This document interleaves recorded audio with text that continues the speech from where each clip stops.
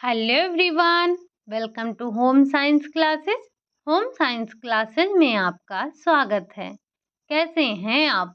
आशा करती हूँ अच्छे होंगे, खुश होंगे, मस्त होंगे और पढ़ाई कर रहे होंगे। तो आपको पता है कि हम प्रैक्टिस कर रहे हैं और जो आज की हमारी प्रैक्टिस है वो है प्रैक्टिस सेट नंबर 32, जिसमें हम डिस्कस करने वाले हैं न्यूट्रिशन साइंस के क्वेश्चन। हालाँकि जो हमारी पिछली 2 क्लासेज हो चुकी हैं, उसमें भी हमने न्यूट्रिशन साइंस के ही क्वेश्चन डिस्कस किए थे। इससे पहले आपका extension education, home management, textile, ये तीनों के तीनों जो ब्रांच हैं आपके वो कवर अप हो चुके हैं। अभी हम कर रहे हैं न्यूट्रिशन साइंस के क्वेश्चन। उसके बाद हम करेंगे अपना चाइल्ड डेवलपमेंट के क्वेश्चन। उसके बाद फिर हमारी स्टार्ट हो जाएगी वही थ्योरी की क्लासेस, फिर प्रैक्टिस। थ्योरी की क्लासेस, प्रैक्टिस। प्रैक्टिस किस चीज़ की होती है? तो वही जो हम मंडे टू सैटरडे पढ़ते हैं, संडे को उसी से रिलेटेड हम क्वेश्चन करते हैं। तो अभी के लिए हमारी सिर्फ और सिर्फ प्रैक्टिस ही चल रही है। आज जो क्वेश्चन है आपके वो हैं 40 क्वेश्चन ही हैं और न्यूट्रिशन साइंस के ही क्वेश्चन हैं। तो पेन और नोटबुक लेकर बैठिएगा। जो भी मैं आपसे क्वेश्चन पूछूं उसे आप नोट डाउन करते हुए चलिएगा अगर आपको वो नहीं आ रहे हैं, और अगर आ रहे हैं तो आप तुरंत कमेंट बॉक्स में छापते हुए चलिएगा। चलिए बढ़ते हैं हम आज के अपने पहले क्वेश्चन की तरफ।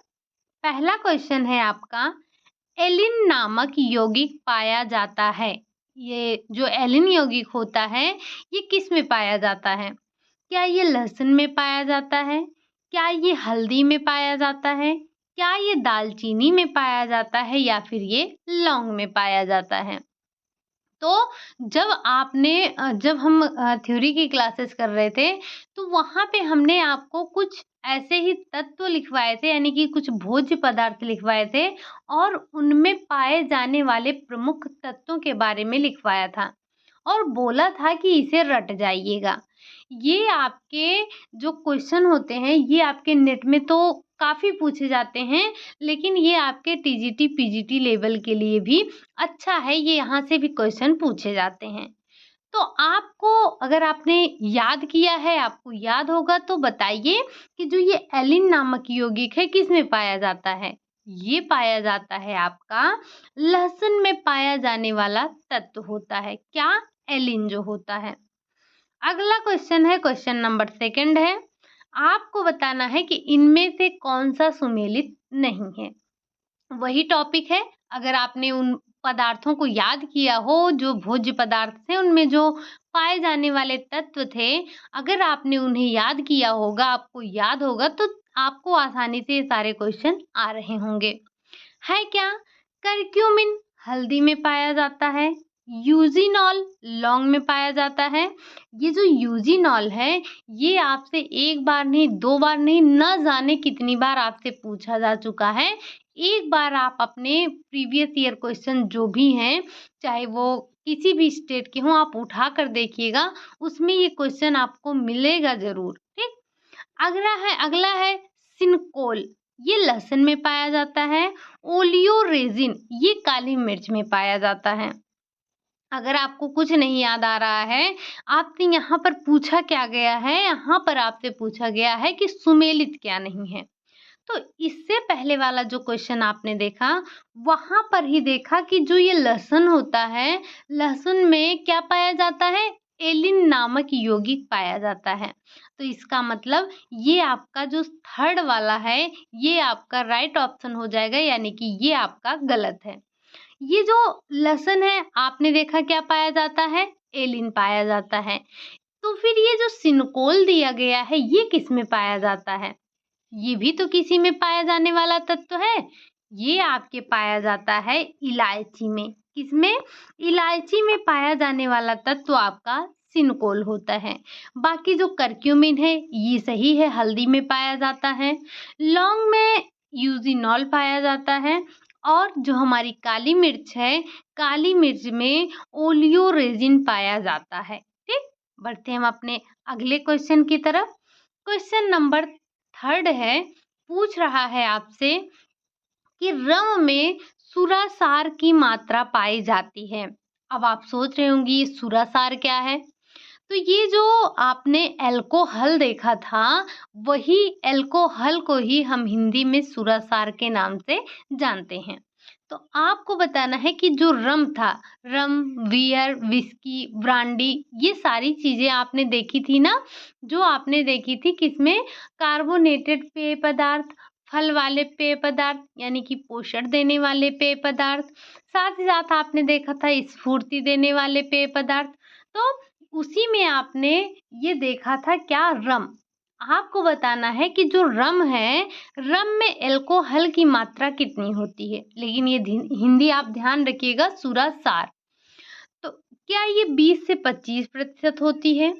क्या ये 30 से 35% होती है? क्या ये 45 से 50% होती है, या फिर इनमें से कोई नहीं? अगर हम बात कर रहे हैं यहाँ पर सुरासार यानी कि अल्कोहल की, तो रम में जो अल्कोहल की मात्रा पाई जाती है वो 45 से 50% के करीब पाई जाती है। अगला क्वेश्चन है, क्वेश्चन नंबर 4 है। आपको बताना है कि वाइन में सुरासार की मात्रा पाई जाती है। जो वाइन होता है, वाइन में कितनी पाई जाती है? क्या ये 5 से 6% पाई जाती है? 10 से 16% पाई जाती है? 18 से 20% पाई जाती है, या फिर इनमें से कोई नहीं? तो हमें पता है कि ये जो वाइन है, वाइन में सुरासार की मात्रा जो होती है, वो कितनी होती है? वो आपकी होती है 10 से लेकर 16% तक, ठीक? और आपके एग्ज़ाम में शायद ब्रांडी को लेकर क्वेश्चन पूछा गया था, या फिर आपसे शायद से ब्रांडी से ही क्वेश्चन पूछा गया था कि ब्रांडी में कितने प्रतिशत सुरासार की मात्रा पाई जाती है। तो एक बार आप लोग, हमने आपको नोट डाउन करवाया है, एक बार आप उसे पढ़ लीजिएगा कि बियर में कितना होता है, विस्की में कितना होता है, ब्रांडी में कितना होता है। ये सारी चीज़ें आप एक बार देख कर जाइएगा, क्योंकि यहाँ से क्वेश्चन बन गया है, आगे भी बनेगा यहाँ से क्वेश्चन, ठीक? तो वाइन में सुरासार की मात्रा कितनी होती है? 10 से लेकर 16% तक इसमें आपको अल्कोहल देखने को मिलता है। अगला क्वेश्चन है, क्वेश्चन नंबर 5 है। निम्न के उत्पादन में खमीरीकरण का प्रयोग नहीं किया जाता है। आपको बताना है कि इनमें से कौन-सा एक ऐसा पदार्थ है, कौन-सा ऐसा चीज़ है कि जिसके बनाने में आप खमीरीकरण का प्रयोग नहीं करते हैं? क्या वाइन में नहीं करते हैं?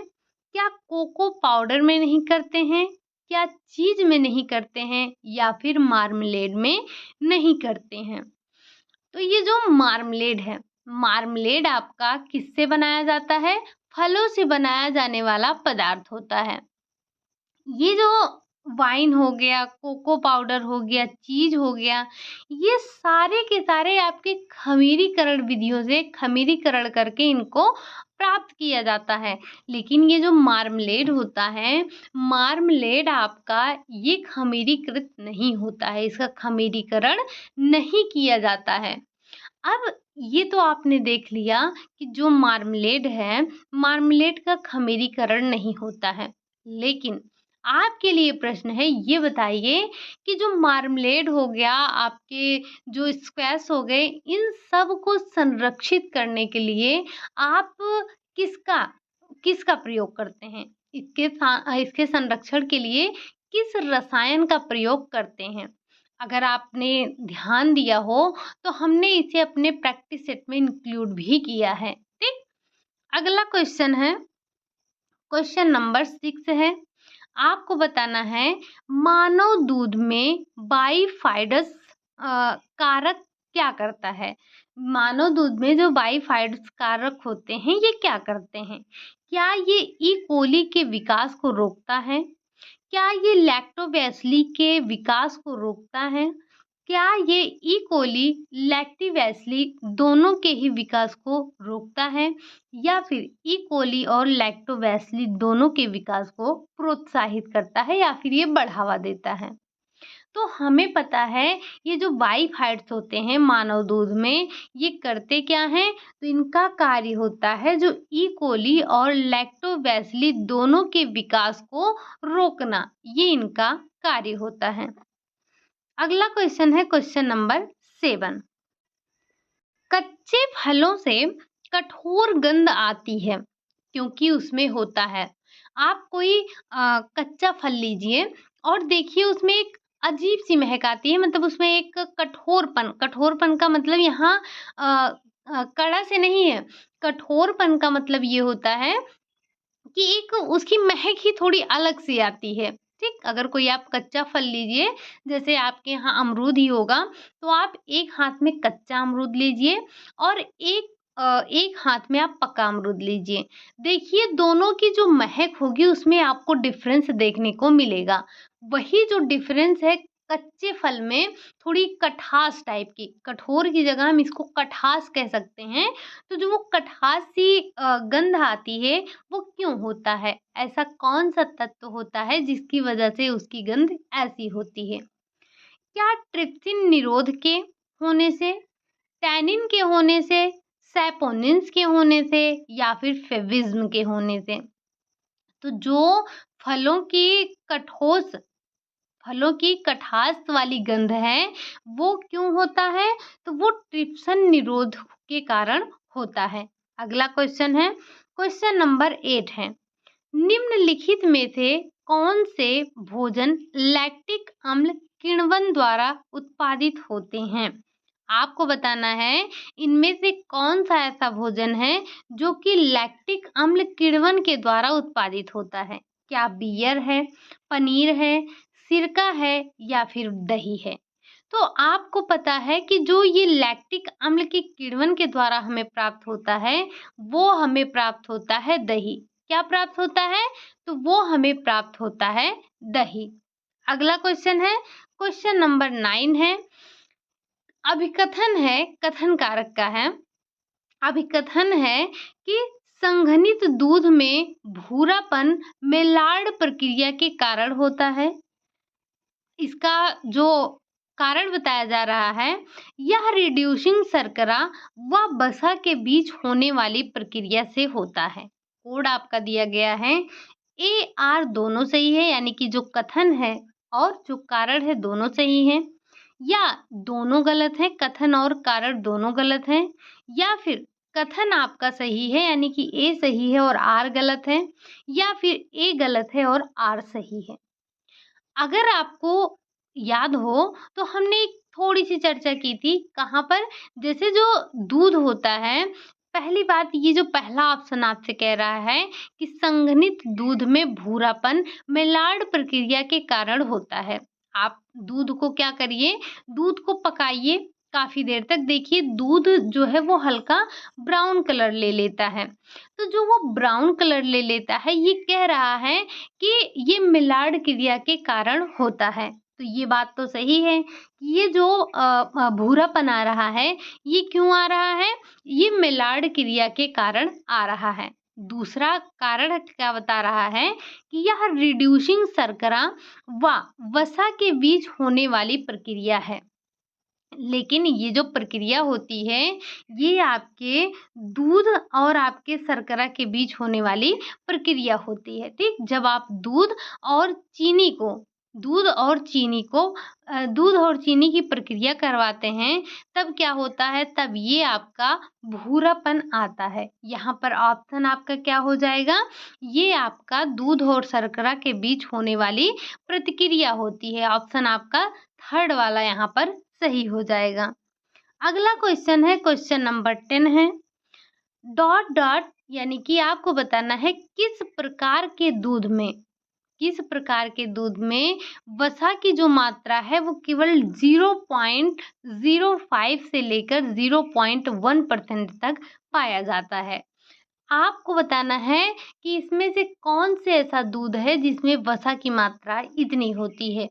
तो आपने जब दूध का चैप्टर पढ़ा था, तो वहाँ पर आपने कई प्रकार के दूध देखे थे। एक पाउडर वाला दूध देखा था, वाष्पीकृत दूध देखा था, खमीरीकृत देखा था, साथ ही साथ आपने toned, skimmed, double toned, condensed ये सारे दूध के प्रकार देखे थे। कोई आपका वसा रहित था, कोई आपका वसा सहित था।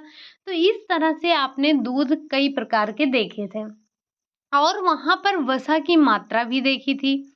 तो आपको बताना है कि इनमें से कौन सा वाला दूध है जिसमें जो वसा है वो 0.05 से लेकर 0.1% तक पाई जाती है। तो ये जो स्किम्ड मिल्क आपने देखा था, ये स्किम्ड मिल्क ही ऐसा था जिसमें आपको वसा की मात्रा जो थी वो 0.01% 0.5 से 0.1% देखने को मिल रही थी। ठीक, ये प्रतिशत थोड़ा आप ध्यान रखिएगा। अगर हम बात करें टोन्ड मिल्क में तो इसमें 3% देखने को मिल रहा था। अगला क्वेश्चन है, क्वेश्चन नंबर 11 है, बैक्टीरिया जो दूध को दही में परिवर्तित करता है, वो बैक्टीरिया कौन सा है जो दूध को दही में कन्वर्ट कर देता है? क्या वो लैक्टोबैसिली है, बैसिलस है, या फिर रेनिन है, राइजोबियम है, या फिर इनमें से कोई नहीं? तो एक आपने दो चीज देखा था। क्या? एक नाम आपने दूध को दही में कन्वर्ट करने वाला सुना होगा, लैक्टोबैसिलस, और दूसरा नाम आपने ये रेनिन सुना था। रेनिन का कार्य क्या होता है कि ये दूध को दही में कन्वर्ट करता है, लेकिन ये जो दूध को दही में कन्वर्ट कर रहा है, ये जो हम घर पर दूध को उबाल कर जामन डालकर उसमें दही बनाते हैं, ये उसकी बात नहीं कर रहा है। ये जो रेनिन है, ये जो बच्चा दूध पीता है, आप देखे होंगे छोटे बच्चों को, तो छोटे बच्चे दूध पीते हैं, लेकिन दूध पीने के बाद जैसे ही उनके पेट पर थोड़ा-सा प्रेशर पड़ता है, वो तुरंत दूध नहीं उलटते हैं। वो क्या निकालते हैं? वो तुरंत दही निकालते हैं। क्यों? क्योंकि उनके शरीर में ये जो रेनिन होता है, ये दूध को दही में कन्वर्ट कर देता है। लेकिन वैसे जो दूध से दही बनने की प्रक्रिया होती है, वो होती है लैक्टोबैसिलस के कारण से। जो ये लैक्टोबैसिलस बैक्टीरिया है, ये दूध को दही में कन्वर्ट करने का कार्य करती है। तो ऑप्शन इसका पहला वाला आपका राइट आंसर हो जाएगा। अगला क्वेश्चन है, क्वेश्चन नंबर 12 है, जब दूध में यह डाला जाता है तो कैल्शियम में समृद्ध पनीर प्राप्त होता है। यानी कि आप दूध में ऐसा क्या डालते हैं तब आपको पनीर प्राप्त होता है? क्या आप एसिटिक एसिड डालते हैं? क्या आप सिट्रिक एसिड डालते हैं? क्या आप रेनिन डालते हैं, या फिर आप लाइपेज डालते हैं? तो आपको पता है, ये आपने कई बार प्रक्रिया भी की होगी कि जो दूध होता है, दूध में आप क्या डालते हैं? दूध में आप सिट्रिक एसिड डालेंगे तो आपको पनीर प्राप्त होता है। और पनीर क्या है? वही आपका प्रोटीन होता है। ठीक, जैसे जब किसी को प्रोटीन की आवश्यकता होती है तो प्रोटीन क्या कहते हैं कि उसे पनीर खाना चाहिए। क्यों? क्योंकि पनीर में प्रोटीन पाया जाता है। तो ये जो दूध में आप सिट्रिक एसिड डालते हैं तो कैल्शियम में समृद्ध पनीर की आपको प्राप्ति होती है। अगला क्वेश्चन है, क्वेश्चन नंबर 13 है, दूध को पाश्चुरीकरण किया जाता है, क्यों? सूक्ष्म जीवाणुओं को मारने तथा दूध को लंबे समय तक संरक्षित करने के लिए पाश्चुरीकरण होता है, या फिर क्रीम को निकालने के लिए पाश्चुरीकरण होता है, या फिर खमीर खत्म करने के लिए पाश्चुरीकरण करते हैं, या हम दूध में विटामिन की मात्रा को बढ़ाना चाहते हैं इसलिए पाश्चुरीकरण करते हैं। तो ये जो दूध पर पाश्चुरीकरण किया जा रहा है, ये क्यों किया जा रहा है? क्योंकि पाश्चुरीकरण के द्वारा हम सूक्ष्म जीवों को मारने तथा दूध को लंबे समय तक संरक्षित करने के लिए ये पाश्चुरीकरण की क्रिया को करते हैं। आपका पहला वाला ऑप्शन राइट हो जाएगा। अगला क्वेश्चन है आपका क्वेश्चन नंबर 14 है, निम्नलिखित में से अंडे की विशेषता नहीं है। आपको बताना है कि इसमें से अंडे की विशेषता क्या नहीं है। क्या ये बाइंडिंग नहीं है? क्या ये इमल्सिफाइंग नहीं है? क्या ये थिकनिंग नहीं है या फिर ये ब्राउनिंग नहीं है? तो अगर हम अंडे की विशेषता की बात कर रहे हैं, तो अंडे की विशेषता ये है कि ये बाइंडिंग है, ठीक? ये इमल्सिंग भी है, ये थिकनिंग भी आती है इसमें। लेकिन क्या ये ब्राउनिंग होता है? नहीं। तो इसमें ये जो ब्राउनिंग है, ये आपका राइट हो जाएगा, यानी कि ये इसकी विशेषता नहीं है। बाकी बाइंडिंग, इमल्सिंग, थिकनिंग, ये सारी विशेषताएं किसकी होती हैं? ये सारी की सारी विशेषताएं होती हैं अंडे की। अगला क्वेश्चन है, क्वेश्चन नंबर 15 है, अंडे के छिलके की संरक्षण आवरण निम्न है। यानी कि जो अंडे के छिलके का आवरण है, उसे हम क्या कहते हैं? बस ये सिंपल सा बताना है। क्या उसे हम पेरिकार्प कहते हैं? क्या उसे हम रेनिन कहते हैं? क्या उसे हम क्यूटिकल कहते हैं? या फिर उसे हम एपिमाइसिन कहते हैं? तो जो अंडे की ये जो अंडे के छिलके का संरक्षण आवरण होता है, वो क्या होता है? वो आपका होता है क्यूटिकल। ये तो आपने देखा अंडे का, लेकिन ये बताइए, ये पेरिकार्प जो होता है, ये किसकी बाह्य परत होती है? आपने पढ़ा था जब, क्या आप बताइए, क्या ये सोयाबीन का है, चावल का है, दाल का है, किसका है? किसकी बाहरी परत को हम पेरिकार्प के नाम से जानते हैं? अगला क्वेश्चन है, क्वेश्चन नंबर 16 है। आपको बताना है कि निम्न पाक क्रिया में अंडे का योगदान होता है, नहीं होता है? तो ऐसी कौन सी इसमें से क्रिया है जो कि अंडे के पकाने पर नहीं होती है? पृथक्करण, अस्थायीकरण, पायसीकरण, शुद्धिकरण। तो अगर हम अंडे को पकाने की प्रक्रिया में बात कर रहे हैं, तो शुद्धिकरण होता है, पायसीकरण होता है, स्थायीकरण ये भी होता है, लेकिन ये पृथक्करण नहीं होता है। आप अंडे को जब पकाते हैं तो क्या होता है? वो क्या वो पृथक होता है? नहीं। तो उसमें ये पृथक्करण की प्रक्रिया नहीं होती है। अगला क्वेश्चन है, क्वेश्चन नंबर 17। एक व्यायाम के दौरान एक व्यायामी को, यानी कि व्यायाम करते समय एक व्यायाम करने वाले व्यक्ति को इनमें से क्या करना चाहिए? क्या जितना पसीना निकले उतना द्रव लेना चाहिए? जितना पसीना और मूत्र विसर्जित हो उतना द्रव लेना चाहिए? या फिर पसीना से 2 गुना पानी पीना चाहिए, यानी कि जितना उसका पसीना निकला है, उसका 2 गुना उसको पानी पीना चाहिए? या फिर खपत जितनी हो पूरे दिन में उतना पानी पीना चाहिए? तो जो एक व्यायामी व्यक्ति है, जो व्यायाम कर रहा है, उसे उसे इनमें से क्या करना चाहिए? तो उसे जितनी खपत हो उतना पानी का प्रयोग करना चाहिए। देखिए, हम कहते तो हैं ना कि हमें पानी ज़्यादा से ज़्यादा पीना चाहिए, हमें दिन भर में कम से कम 8 से 10 गिलास पानी पीना चाहिए। तो पानी पीना चाहिए, लेकिन इसका मतलब ये नहीं है कि हम बहुत ज़्यादा पानी पी लें। अगर आप बहुत ज़्यादा पानी पी लेंगे, तो भी ये आपके लिए नुकसानदेह है, ठीक? तो किसी भी चीज़ की अति बहुत अच्छी नहीं होती है, किसी भी चीज़ की अति नहीं होनी चाहिए। हर चीज़ आपको एक लिमिट में लेना चाहिए, मतलब जितना आपको ज़रूरत है, पानी आप उतना पीजिए। अगर दिन भर में आपको 4 से 5 लीटर की रिक्वायरमेंट है, तो बस आप उतना ही लीजिए, ठीक?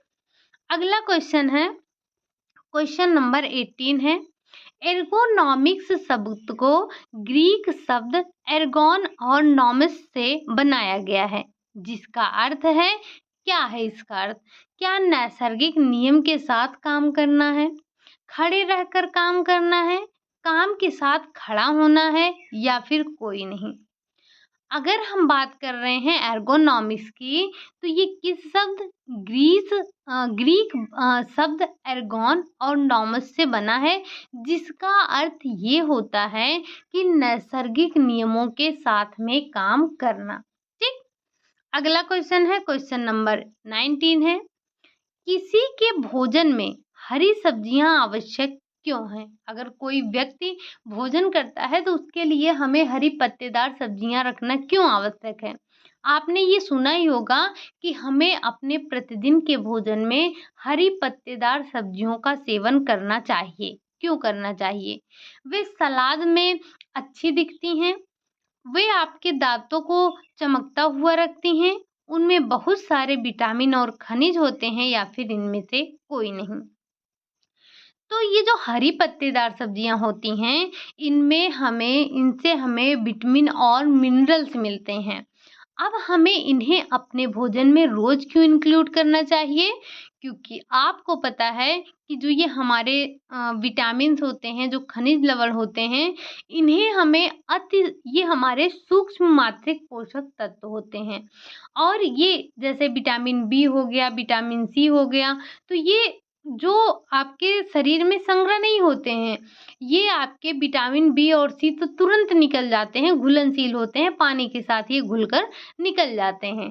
तो ये जो हरी पत्तेदार सब्जियाँ हैं, हमें इन्हें अपने भोज्य पदार्थों में इसलिए शामिल करना चाहिए क्योंकि ये हमें खनिज और विटामिन्स देते हैं, ठीक? इन्हीं में भर-भर के हमें विटामिन और मिनरल मिलते हैं। इनमें इसीलिए हमें ज़रूर से ज़रूर अपने भोजन में हरी पत्तेदार सब्जियों को सम्मिलित करना चाहिए। अगला क्वेश्चन है, क्वेश्चन नंबर 20 है, निम्नलिखित में से सुमेलित है। आपको बताना है कि इनमें से कौन-सा सुमेलित है। क्या अनाज कार्बोज देता है? दलहन प्रोटीन देता है? हरी पत्तेदार सब्जियाँ, फल आपको खनिज और विटामिन देते हैं? उपरोक्त सभी। तो सुमेलित कौन है? ये सारे के सारे आपके सुमेलित हैं। आपको पता है कि अनाजों से आपको कार्बोहाइड्रेट मिलता है यानी कि कार्बोज मिलता है। दलहन से आपको प्रोटीन मिलता है और फल और सब्जियों के बारे में अभी-अभी आपने सुना कि इनसे हमें विटामिन और मिनरल्स अच्छी खासी मात्रा में प्राप्त होते हैं। तो ये सारे के सारे आपके सुमेलित हैं। अगला क्वेश्चन है आपका क्वेश्चन नंबर 21 है, निम्नलिखित खाद्य पदार्थ में एंटीऑक्सीडेंट प्रभाव है।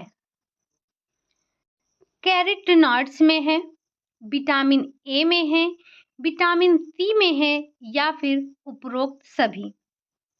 आपको पता है कि ये जो एंटीऑक्सीडेंट होते हैं कौन-कौन से होते हैं? तो ये आपके कैरोटीनॉइड भी होते हैं, विटामिन ए भी होते हैं और विटामिन सी भी होते हैं। यानी कि ये तीनों के तीनों ए, सी, ई ये आपके क्या होते हैं? ये एंटीऑक्सीडेंट होते हैं। तो यहाँ पर आपका उपरोक्त सभी क्या हो जाएगा? उपरोक्त सभी आपका राइट आंसर हो जाएगा। ठीक? अगला क्वेश्चन है क्वेश्चन नंबर 22। फल जैसे कि आपका आम हो गया, पपीता हो गया, आड़ू हो गया और खुमानी हो गया। इनमें से निम्नलिखित पोषक तत्व पाए जाते हैं। इनमें आपको कौन से पोषक तत्व मिलते हैं?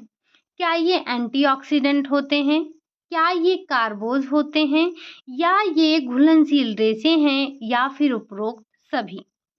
तो आपको पता है कि ये जो आपके फल हैं यानी कि आम हो गया, पपीता हो गया, आड़ू हो गया, खुमानी हो गया, ये सारे के सारे आपके एंटीऑक्सीडेंट होते हैं। इनसे आपको कार्बोज भी मिलता है और साथ ही साथ ये घुलनशील इसमें रेशे भी होते हैं। तो उपरोक्त आपका सभी यहाँ पर राइट आंसर हो जाएगा। अगला क्वेश्चन है क्वेश्चन नंबर 23। देखिए कभी-कभी ऐसा होता है कि एक जो जैसे आपको दिया जाए कि कार्बोहाइड्रेट का कार्य प्रोटीन का कार्य है, ठीक? प्रोटीन का कार्य में आपका आ जाता है, एक तो ये क्या होता है आपके शरीर में टूट-फूट की मरम्मत करता है। दूसरे ये आपका कोएंजाइम की तरह क्या कार्य करता है। तीसरा ये आपका ऊर्जा देने का कार्य करता है और उसी में ऑप्शन आ जाए आपका कुछ इस तरह के ऑप्शन हो और आपको मिल जाए उपरोक्त सभी। तो आपको ऑप्शन को देखते हुए उसको सही करना है। अगर आपको ये सारे ऑप्शन दिए जाते हैं, लेकिन आपको इनमें से कोई नहीं दे दिया जाता है, तो आपको टूट-फूट पर जाना है। तो कभी अगर आपको 2 ऑप्शन आपके बिल्कुल करेक्ट हैं और तीसरा उपरोक्त सभी है और चौथा बस एक कह सकते हैं कि इनडायरेक्टली वो कार्य कर रहा है, तो हम ऑप्शन के चारों जो आपका चौथा ऑप्शन होगा उपरोक्त सभी उसको लगाएँगे। तो आप हमेशा ऑप्शन के अकॉर्डिंग ही काम करेंगे, अपनी मर्ज़ी से नहीं करेंगे। यहाँ हम बात कर रहे हैं क्वेश्चन नंबर 23 की। पूछ रहा है आपसे, निम्नलिखित में से कौन सा खाद्य पदार्थ ओमेगा 3 वसा अम्ल से भरपूर है। यानी कि आपको यहाँ पर ओमेगा 3 के उदाहरण बताने हैं। क्या वसा युक्त मछली है, सरसों है, अखरोट है या फिर उपरोक्त सभी। अगर आपको याद हो तो कल भी हमने मूफा फूफा की चर्चा किया था। आपसे मूफा और फूफा का फुल फॉर्म पूछा था। एक भी व्यक्ति ने, किसी एक ने भी मूफा फूफा का फुल फॉर्म नहीं बताया और आप बोलते हैं कि हमने सारे क्वेश्चन कर लिए। आपने यही मूफा और फूफा 2 क्वेश्चन आपने छोड़ दिए हैं। अगर आपको सब याद है, आपको सब पता है तो एक बार कमेंट करना चाहिए। अगर नहीं किया है तो जाकर अपनी नोट्स को खोल कर देखिए और आकर आज बताइए कि ये मूफा और फूफा क्या है और ये तीनों उदाहरण, यानी कि जो ये ओमेगा 3 है और ओमेगा 6 है, ये मूफा में आते हैं या फिर फूफा में आते हैं। मूफा और फूफा, ठीक। यानी कि यहाँ पर आपका उपरोक्त सभी राइट आंसर हो जाएगा। ये तीनों ही, चाहे हम बात कर रहे हों वसा युक्त मछली की, चाहे हम बात कर रहे हैं सरसों की, चाहे हम बात कर रहे हैं अखरोट की, तो ये तीनों के तीनों ही आपके ओमेगा 3 वसा अम्ल होते हैं। अगला क्वेश्चन है, क्वेश्चन नंबर 24 है। पालक में लौह अंश सबसे अधिक है। ये हम सभी जानते हैं कि जो पालक होता है, पालक में लौह अंश सबसे अधिक है, लेकिन उसकी जैव उपलब्धता उतनी अच्छी नहीं है। इसकी वजह निम्न की उपस्थिति है। यानी कि ऐसा क्या उपस्थित होता है पालक में जिससे उसकी जो जैव उपलब्धता है वो उतनी अच्छी नहीं है, जबकि उसमें लौह तत्व अधिक मात्रा में पाया जा रहा है। ऑक्सलेट है, फाइटेट्स हैं, फाइबर है या फिर क्लोरोफिल है।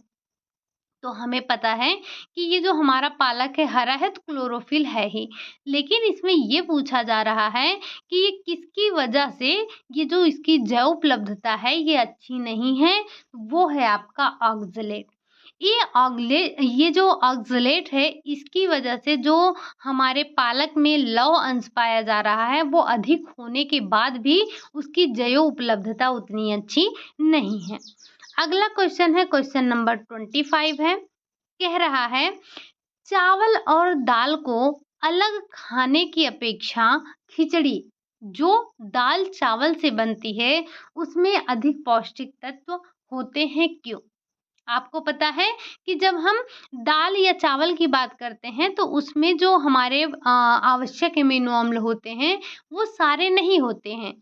तो अब जो ये हम दाल और चावल को अगर अलग-अलग खा रहे हैं, उसके बजाय अगर हम इसको खिचड़ी बनाकर खाते हैं, तो ये हमें ज़्यादा पौष्टिक तत्व देते हैं। इसका कारण नीचे दिखाया गया है आपको।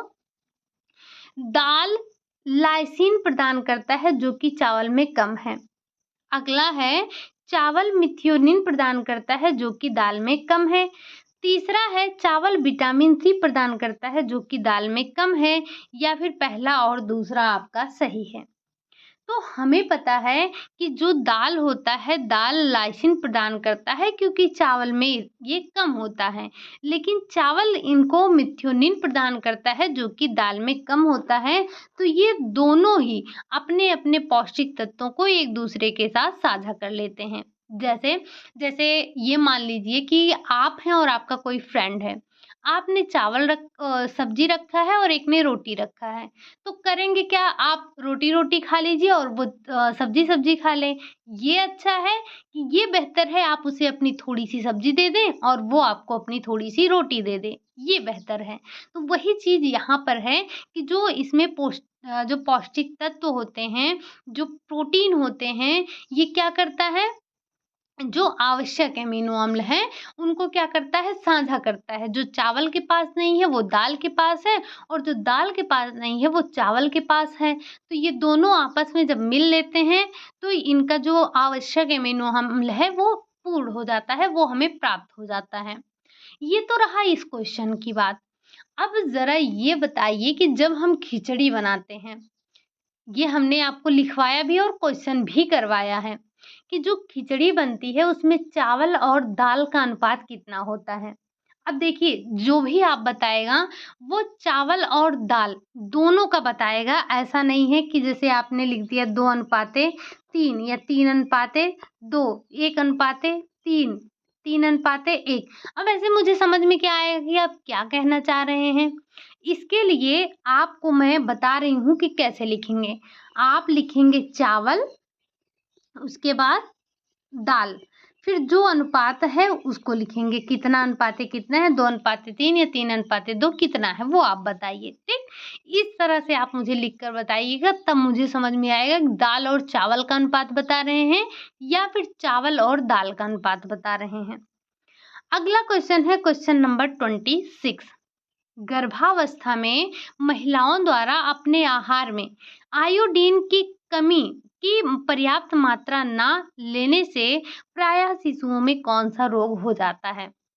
यानी जो गर्भावस्था में माताएं हैं, अगर वो अपने आहार में ये आयोडीन की मात्रा अच्छी नहीं ले रही, यानी कि आयोडीन की कम मात्रा ले रही हैं, जिनको उतनी जितना उनको आवश्यकता है उससे कम ले रही हैं, तो ऐसे में शिशु पर क्या प्रभाव पड़ेगा।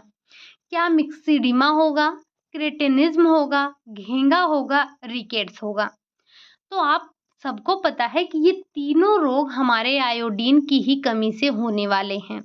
रिकेट्स तो आपका विटामिन डी की कमी हो गया, लेकिन ये जो गर्भावस्था में बात किया जा रहा है और किसके लिए, शिशु के लिए। तो ऐसे में जो महिलाएं गर्भावस्था के दौरान आयोडीन पर्याप्त मात्रा में नहीं लेती हैं, उनके शिशुओं में आपको क्या देखने को मिलेगा, क्रेटिनिज्म देखने को मिलेगा। ये मिक्सिडिमा क्या है, ये वयस्कों में होने वाला रोग है। और ये जो घेंघा होता है, घेंघा एक निश्चित स्थान पर, एक विशेष स्थान पर जहाँ पर ये आयोडीन की कमी पाई जाती है, वहाँ के लोगों में होने वाला रोग है। लेकिन फिर भी ये आप देखेंगे तो महिलाओं में ज़्यादा देखने को मिलता है। ठीक, ज़रा ये बताइएगा कि ये जो घेंघा रोग है, घेंघा जो है ये क्या है, एंडेमिक पेंडेमिक क्या है, ये क्या चीज़, एपिडेमिक, हमने पढ़ रखा है सारी चीज़ें। तो ज़रा एक बार बताइएगा ये क्या होता है। ठीक, बढ़ते हैं हम अगले क्वेश्चन की तरफ। Question number 27। गर्भावस्था में लौह तत्व की कमी से बढ़ जाता है। अगर गर्भावस्था में लौह तत्व की कमी हो गई है तो क्या बढ़ता है, क्या पीलिया हो जाता है, मातृ मृत्यु दर बढ़ जाती है, शिशु का जन्म भार कम हो जाता है, या फिर दोनों, यानी कि दूसरा और तीसरा आपका क्या। अगर हम बात कर रहे हैं गर्भावस्था के दौरान अगर लौह तत्व की कमी हो रही है, तो गर्भावस्था के दौरान लौह तत्व की कमी होने से ये दोनों होता है, यानी कि मातृ मृत्यु दर में बढ़ोतरी होती है, साथ ही साथ जो शिशु का जन्म भार होता है वो भी कम होता है। ठीक, अगला क्वेश्चन है क्वेश्चन नंबर 28। वृद्धावस्था में होने वाले सामान्य परेशानी जो कि आंत से संबंधित है वो क्या है। यानी कि ये जो वृद्धावस्था में सामान्य सी परेशानी है, सबको हो जाती है, क्या है, क्या ये कब्ज है, क्या ये पोलियो है, क्या ये स्प्रू है, या फिर इनमें से कोई नहीं। हमें पता है कि ये जो कब्ज है ये वृद्धावस्था में होने वाली एक आम बीमारी है जो कि आंत से संबंधित है। अगला क्वेश्चन है क्वेश्चन नंबर 29। एलाकार्ट मीनू है, इलाकार्ड मीनू क्या है, क्या एक विशिष्ट दिवस पर दिया जाता है, एक निश्चित दर पर मर्यादित चयन किया जाता है, खाद्य पदार्थ की सूची उनके मूल्य के साथ चयन करने के लिए दी जाती है, या फिर खाद्य पदार्थ क्रमवार कुछ कालांतर के बाद दिए जाते हैं। यहाँ हम बात कर रहे हैं एला कार्ट मेनू की। तो ये जो एला कार्ट मेनू होता है, इसमें खाद्य पदार्थ की सूची उनके मूल्यों के साथ में चयन करने के लिए दिया जाता है। जैसे आप किसी होटल में या किसी रेस्टोरेंट में जाते हैं तो आपको मेनू मेनू ही तो मांगते हैं, तो जो वो मेनू दिया जाता है उसमें आप देखेंगे एक तरफ आपका भोज्य पदार्थ का, जैसे ये 2 पार्ट हो गया, एक तरफ आपका भोज्य पदार्थ का नाम दे दिया जाता है और दूसरे तरफ आपको भोज्य पदार्थ जो दिया गया है उसका रेट दे दिया जाता है कि कितने रुपए का है। तो व्यक्ति अपने इच्छा से, यानी कि जो उसको खाने की इच्छा है और जो उसके पास बजट है, अपने पैसे के अनुसार वो खाद्य पदार्थ का चुनाव करता है और उसे ही मंगवाता है। यही आपका होता है एला कार्ट मेनू होता है, ठीक? जो जिसमें आपका जो खाद्य पदार्थ है उसकी सूची, उसके सामने उसका मूल्य दिया होता है, ठीक? अगला क्वेश्चन है क्वेश्चन नंबर 30। निम्नलिखित में से एला कार्टे मेनू की विशेषता नहीं है। इसमें से कौन सा ऐसा है जो कि एला कार्टे मेनू की विशेषता नहीं है? रुचि अनुसार मेनू, प्रत्येक व्यंजन का अलग मूल्य, खाद्य पदार्थ पूर्ण रूप से तैयार होता है जो कि तुरंत प्रस्तुत किया जा सकता है, ग्राहक ऑर्डर किए गए व्यंजनों का ही मूल्य देते हैं। तो जो एला कार्टा मेनू है, अभी क्या देखा आपने? एक तरफ भोज्य पदार्थ था और दूसरी तरफ उसका मूल्य था। इसे रुचि अनुसार मेनू भी कहते हैं, ये सच है। तो जो आपकी रुचि है आप उसे मंगाइए और आप उसे खाइए। दूसरा है, ये आपका पहला ऑप्शन तो सही हो गया। दूसरा है आपका प्रत्येक व्यंजन का अलग मूल्य है। ये आपने देखा होगा, क्या जो आप मेनू देखते हैं उसमें सारे व्यंजन का मूल्य एक ही होता है? नहीं, तो सारे व्यंजन का मूल्य अलग-अलग होता है। खाद्य पदार्थ पूर्ण रूप से तैयार होते हैं जो कि तुरंत प्रस्तुत किए जाते हैं। ऐसा नहीं होता है आप जाते हैं, बोलते हैं, तब वो बनाकर आपको देते हैं। ऐसा नहीं होता है कि भोज्य पदार्थ पहले ही बनाकर रख दिए गए हों और आपने कहा आपको तुरंत लाकर परोस दिया गया हो, ये आपका गलत है। और ग्राहक ऑर्डर किए गए व्यंजनों का ही मूल्य देता है, ये भी सच है। क्योंकि आप जो ऑर्डर करते हैं उसी का ही पैसा देते हैं। अब मेनू चाहे जितना बड़ा हो, चाहे जो लिखा हो, ठीक? तो ये आपका थर्ड वाला ऑप्शन गलत हो जाएगा, क्योंकि आपसे गलत वाला पूछा ही गया था कि जो विशेषता नहीं है वो बताना है आपको। अगला क्वेश्चन है क्वेश्चन नंबर 31 है, उच्च तापमान युक्त आयोनाइज्ड गैस, जो कि आर्गन है, आयोनाइज्ड गैस से चलने वाली तीव्रगामी जेट द्वारा कटिंग सामग्री की प्रक्रिया को कहते हैं। यानी कि जो उच्च तापमान युक्त आयोनाइज्ड गैस के द्वारा जो आप कटिंग प्रक्रिया करते हैं वो क्या कहलाता है? क्या वो लेजर कटिंग कहलाता है, प्लाज्मा कटिंग कहलाता है, वाटर जेट कटिंग कहलाता है, या फिर वो ड्राई कटिंग कहलाता है? तो हम यहाँ पर उच्च ताप युक्त आयोनाइज्ड गैस के द्वारा जो तीव्रता से काटा जाता है उसकी बात कर रहे हैं। तो उसे हम क्या कहते हैं? उसे हम कहते हैं प्लाज्मा कटिंग के नाम से जानते हैं। किस नाम से जानते हैं? प्लाज्मा कटिंग के नाम से जानते हैं। अगला क्वेश्चन है क्वेश्चन नंबर 32। आपको बताना है कि एला कार्ट भोजन तालिका का अर्थ है। ये जो एला कार्ट भोजन तालिका है इसका क्या अर्थ है? सुधावर्धक भोजन परोसना, दोपहर का पैक भोजन, एकल भोजन, या भोजन तालिका में से चुनाव। हालांकि आपने जो अभी 2-3 क्वेश्चन देखे आपको समझ में आ गया होगा कि एला कार्ट भोजन तालिका क्या है।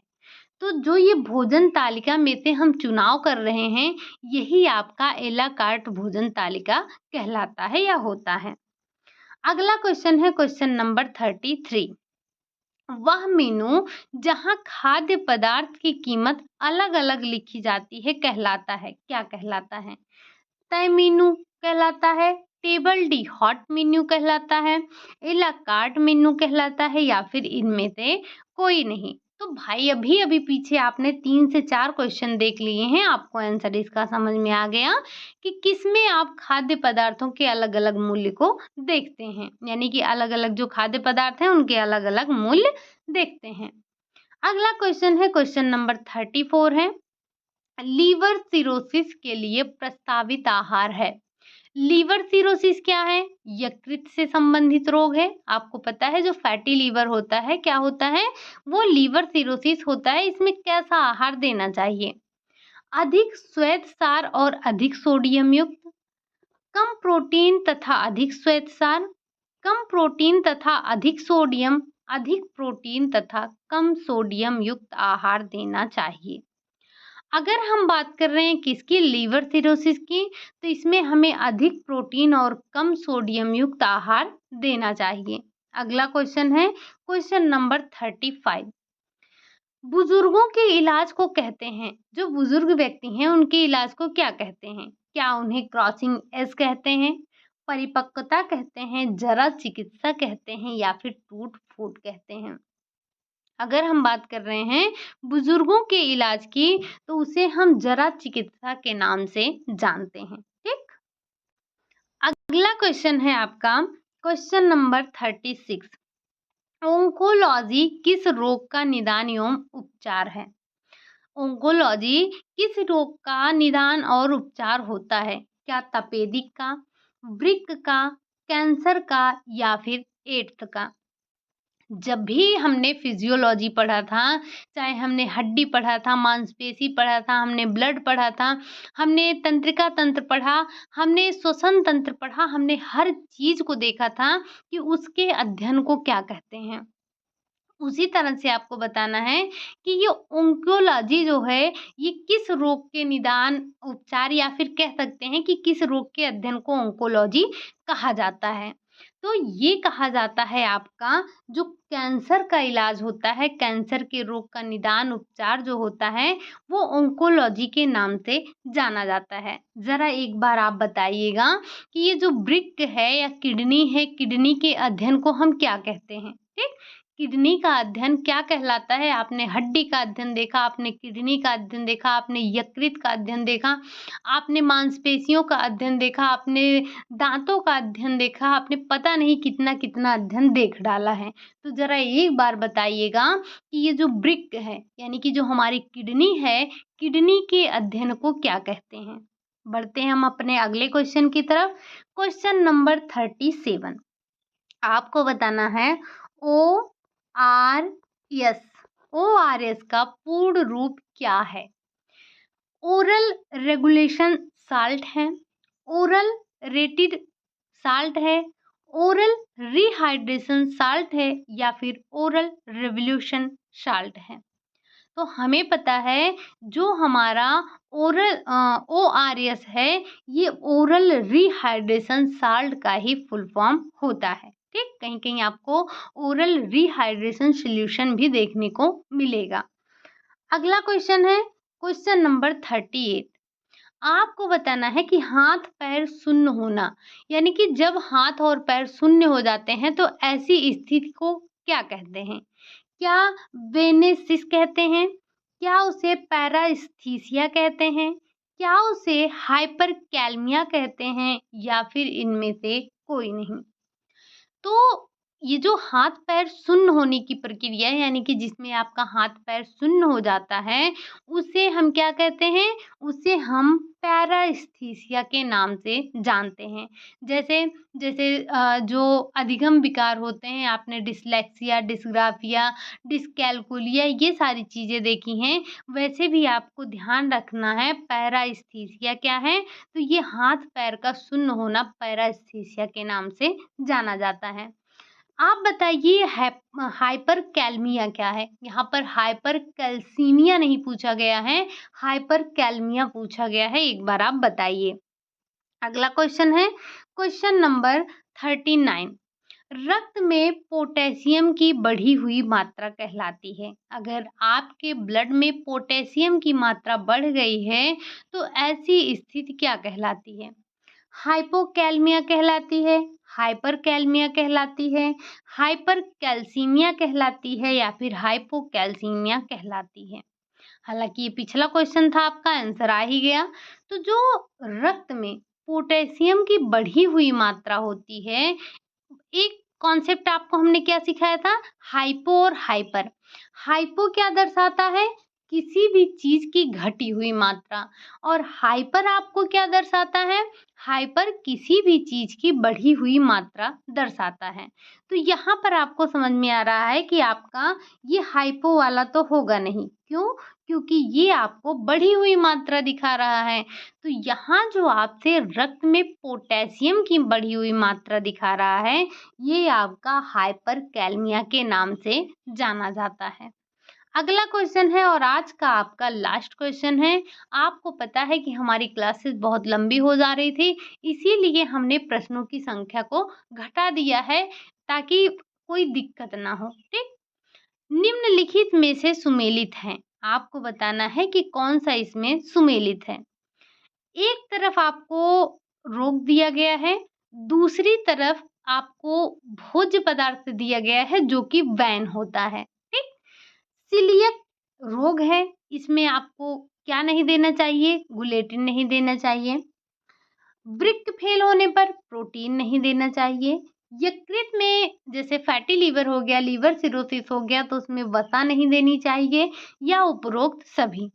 तो हमें पता है कि ये हमारे सारे सुमेलित हैं। क्यों? क्योंकि जो सीलियक रोग है, सीलियक रोग में हमें ग्लूटेन नहीं देना चाहिए जो कि गेहूं में पाया जाता है। वृक्क फेल होने पर हमें प्रोटीन नहीं देना चाहिए, अदरवाइज हमारा किडनी तो वैसे ही फेल हो चुका है, काम ही नहीं कर रहा है, ऊपर से हम उसको प्रोटीन देकर उसके कार्य को और बढ़ा देंगे। तो इसीलिए हमें वृक्क फेल होने पर प्रोटीन को नहीं देना है। यकृत, अरे यकृत वैसे ही फैटी लीवर हो गया, उसको हम और फैट देंगे? नहीं, तो उसमें भी आपका वसा बैन होता है। ठीक? तो ये थे आपके आज के 40 क्वेश्चन। उम्मीद है कि क्वेश्चन आपको समझ में आए होंगे। आज के लिए हम यही इतना रखते हैं। मिलेंगे नेक्स्ट क्लास में। तब तक के लिए आप लोग खुश रहिए, मस्त रहिए, पढ़ते रहिए, लाइक शेयर सब्सक्राइब करते रहिए। जो भी क्वेश्चन आपसे पूछे गए हैं उसके आंसर ज़रूर दीजिए। ठीक? चलिए फिर कल मिलेंगे। बाय।